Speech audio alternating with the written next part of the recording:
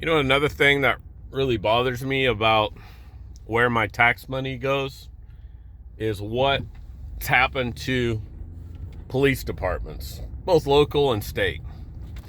Police departments, even when I was growing up, these were guys that often would carry a 357, pretty badass gun, by the way, revolver, Smith & Wesson. Their gear looked not too much different than our clothes. They didn't look like Navy SEALs. They didn't look like faceless, secret G.I. Joe Cobra enemy guys ready to bust into your house. And they didn't act like that either. They treated people with respect. They didn't act like robots that weren't allowed to answer questions. Okay? And I know there's some two-way streets going on the stuff I'm talking about. I understand that.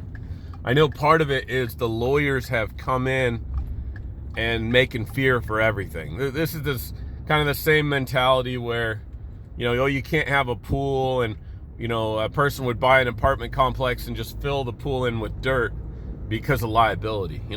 It's kind of that mindset. But if we're going to be spending tax money and supporting a police in our town, and we should, their goals should be, number one, to protect our families from crime, not to administer chicken shit tickets left and right. Okay, if they go out and administer a bunch of chicken shit tickets, how much respect do you think the public's going to have for police? How about this? When I call the police to deal with my neighbor that produces drugs and sells drugs and has for the last 20 years, how serious do you think that's taken? Oh, not very serious. Not very serious. Why not? Well, it's not profitable. Profitable? You mean the police is set up to make money like a business? You better believe it.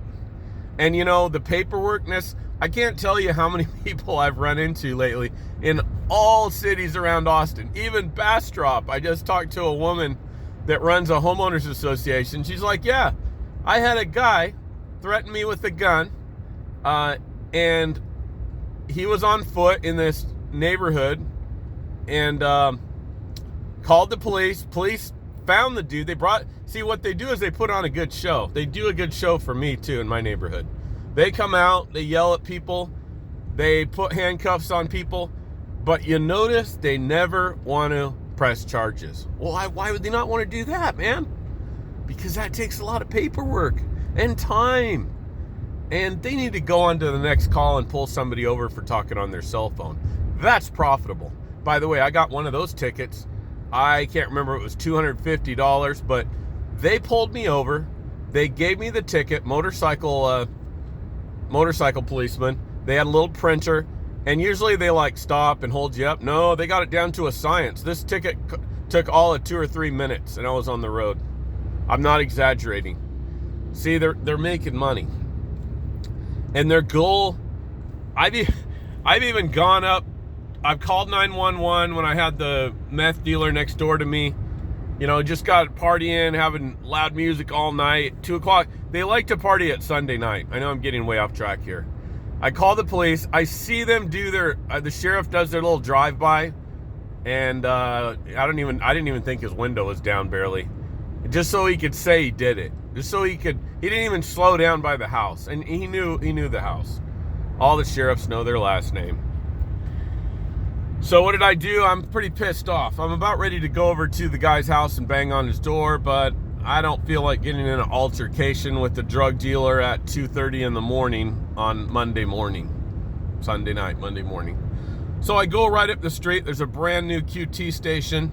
And what do you know? There's 3 sheriffs sitting there drinking hot chocolate and coffee. Folks, I'm not making this up. And I asked him, were you guys called on this call? No, that was our sergeant did that. Okay, well, would you guys mind coming over and helping me with this? No, man, you should probably do that yourself. There you go. Don't want to get their hands dirty. Don't want to put their life on the line. Don't want to do the paperwork. These are your first responders. They're responding at the QT gas station, just hanging out, BSing. I hate to say it, folks. That's what we've got going on outside of Austin. But you'll notice so often they'll make a big show. They'll yell at the bad guy, and you'll feel like, man, these guys don't mess around. But then they come over and explain to you why, they really shouldn't press charges. I cannot tell you how often this happens. Anyway, back to the militarization. I'm kind of gotten into two topics here. You go to your local festival for your little town, and what do the police bring sometimes? Oh man, let's bring the riot gear. Let's bring the riot truck. Why did our tax money in a small town go to buy like a riot tank, like armored truck? Does that seem something necessary to help the citizens of our community? I mean, just the whole attitude. My wife, we don't live in a nice house. We live in what most of you call would be a piece of junk. I won't tell you too much about it. Anyway, it cost under $170,000, if that tells you anything. And